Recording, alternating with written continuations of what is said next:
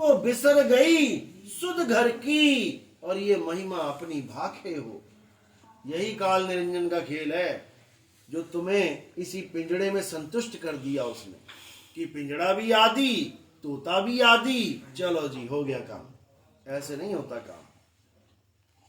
जब तक पिंजड़े को अपना तोते को अपने पिंजड़े से बाहर का रास्ता नहीं पता हो, काया से बाहर लखे हंस कहावे सोए। काया के अंदर तो क्या है, 3 गुण 5 तत्व 25 प्रकृति हैं, और क्या है काया में, इसी को सत्य मान के बैठे हैं सारे। इसी काया से मुक्ति चाहिए भैया। इस काया के गुणगान नहीं गाने हैं, इस काया से मुक्ति चाहिए। 5 25 3 के पिंजड़े से मुक्ति चाहिए। जब तक मुक्ति नहीं मिलेगी तब तक कुछ होने वाला नहीं है। आगे, पक्के घर का मिले पारखी चरणों में लिपटाना।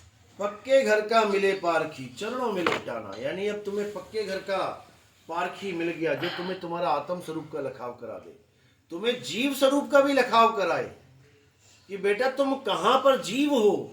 तुम्हें ब्रह्म स्वरूप का भी लखाव कराए कि बेटा कहां पे तुम ही ब्रह्म हो और कहां पर तुम पक्के तत्व में यानी आत्म स्वरूप में स्थित हो जाओगे। क्योंकि ये सुरता तीनों अवस्थाओं में रहती है, तीनों अवस्थाओं में रहती है, लेकिन अवस्थाओं का नाश होता है, सुरता का नाश नहीं होता। जैसे आप ही बच्चे हो, आप ही जवान हो जाते हो, आप ही बूढ़े हो जाते हो और अंत में आपका ही शरीर खत्म हो जाता है। तो बूढ़े भी आप हो, बच्चे भी आप हो, जवान भी आप हो, शरीर खत्म हो जाएगा तब भी आप जीवित रहोगे। यानी आपका नाश नहीं होता, अवस्थाओं का नाश होता है। बचपन चला गया, बचपन अवस्था खत्म। जवानी चली गई, जवानी अवस्था खत्म। बुढ़ापा चला गया, अवस्था खत्म, शरीर मर गया, लेकिन तुम नहीं मरे, तुम नहीं मरे। तो इसी प्रकार पक्का जो स्थान मिल जाता है तब कैसे मिलता है, गुरु के द्वारा। तब चरणों में लिपटाना। अब ये वाले चरण नहीं कि तुम गुरु जी के चरण पकड़ लो, पता लगा तुम भी गिरो और वो भी गिर जाए। चरणों में लिपटाना है गुरु के चरण। ध्यान मूल गुरु रूप है, पूजा मूल गुरु पांव। जो पूजा मूल गुरु पांव है, ये शब्द गुरु की बात चल रही है यहाँ पे। ध्यान मूल गुरु रूप है, शब्द गुरु की बात चल रही है।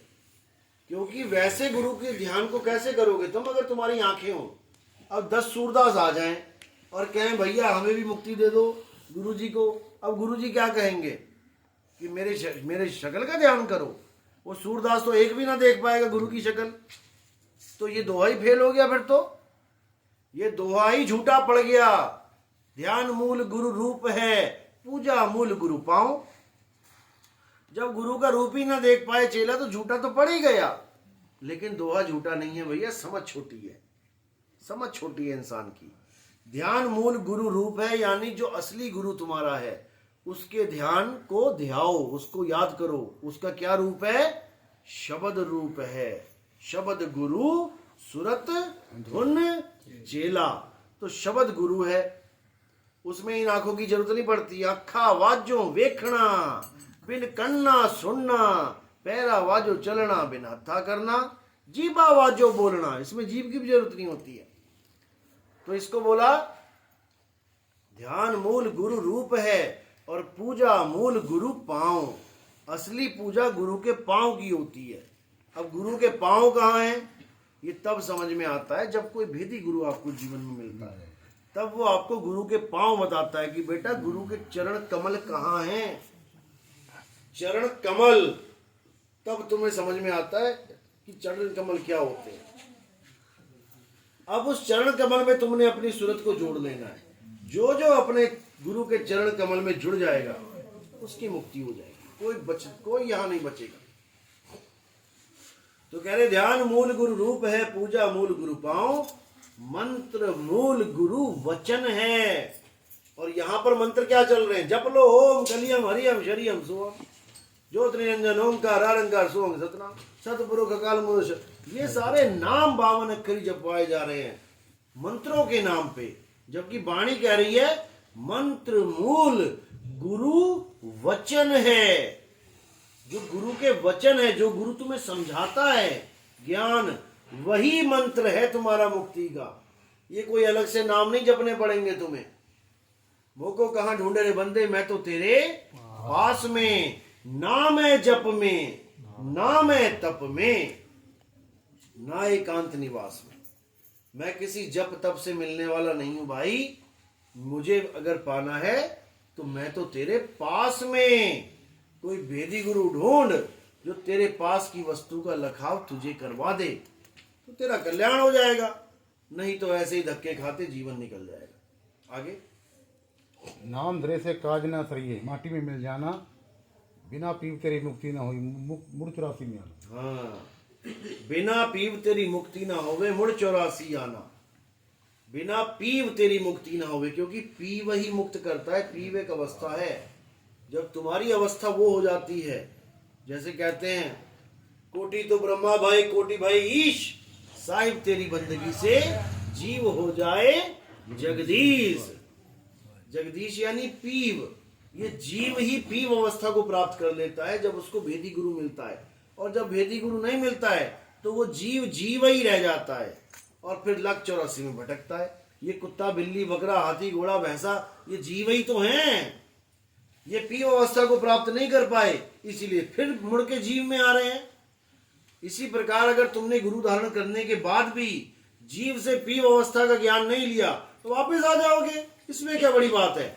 आज ये शरीर खड़ा हुआ है, पैरों पे ये मिला है, फिर पड़ा हुआ मिल जाएगा शरीर, कछुए का मिल जाएगा, मगरमच्छ का मिल जाएगा। ये पड़े हुए लगते हैं, ये खड़ा हुआ लग रहा है। वो 4 पैरों पे चलते हैं, 2 पैरों पे चल रहा है। शरीर की तो बात है, लेकिन जीव तो समान है ना दोनों में। तो इसी को बोला जा रहा है कि बहुबंधन में बांधिया एक बेचारा जीव, और केवल छूटे आपने जे न छड़ाए पीव। केवल यानी कैसे, कैसे अपने बल से छूटेगा ये। अब ये गाय को तुम गले में डाल दो लोहे की चैन और लोहे के खूंटे से बांध दो, छूट जाएगी क्या? वो कभी ना छूटे। उसको छुड़ाने के लिए दूसरे जीव को जाना पड़ेगा वहां पे, नहीं तो सारी गाय खुद ही खुल जाए। कोई मछली फंस गई जाल में, अपने आप छूट जाएगी। छूट के दिखाए। अगर अपने आप छूट जाए तो इतनी मच्छी मंडियों में मच्छियां कहां से आ गई? अपने आप नहीं छूट सकती। कोई जाए और उसके मुंह से कांटा निकाल के उसको दोबारा फेंक दे पानी में, तब बचेगी वो, नहीं तो शिकारी ने तो पकड़ लिया। केवल छूटे आपने जे न छड़ाए पीव। अब पीव को तुम जानते नहीं हो, पीव कौन है? पीव को तुमने बना दिया एक आम आदमी, कि कबीर साहब भी हमारी तुम्हारी तरह आए और हिंदू मुसलमान लड़ रहे थे और उनको वहां पर जला दिया, और जलाने के बाद जो फूल मिले वो आपस में बांट लिए। बताओ, इतनी मोटी बुद्धि है इन लोगों की। झगड़ा किस मैटर पे है? जलाने और दफनाने पे। तलवारें खिंची पड़ी हैं, दोनों राजा महाराजा आमने सामने खड़े, और ये लोग क्या बोल रहे हैं? कह रहे हैं कबीर साहब को जला दिया गया था, उसके बाद उनके फूल बांट लिए। वो मुसलमानों ने क्या चूड़ियां पहन रखी हैं? सारा मसला ही यही था कि जलाएंगे कि दफनाएंगे। अगर कोई आग लगा देता हल्की सी तो वहां पर कबीर साहब का तो पता नहीं था, लेकिन हजारों लाशें और गिर जाती, हजारों लाशें गिर जाती वहां पे।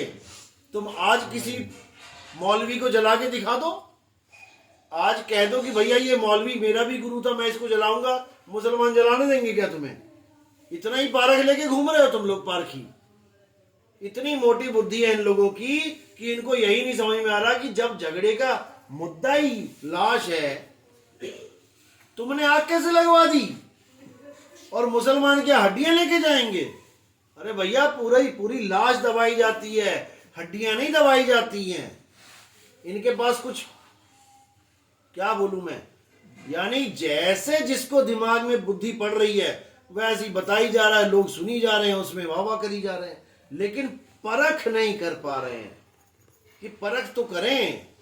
और परख कैसे होती है? जब कोई भेदी गुरु मिलता है तब आपको हर चीज परखा देता है, एक एक बात क्लियर करता है, तब समझ में आती है मैटर उलझा कहां पड़ा है। आगे